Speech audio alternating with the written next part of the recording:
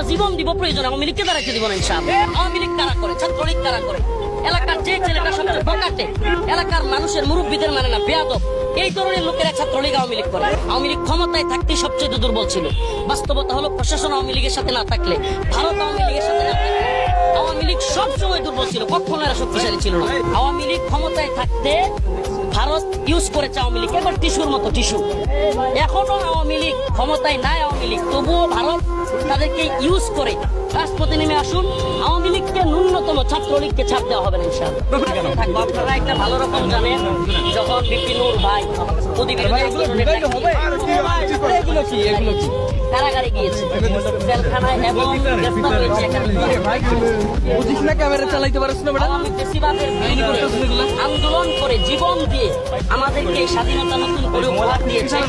আমরা সেই ছাত্র সমাজকে একা ছেড়ে দিতে পারি না।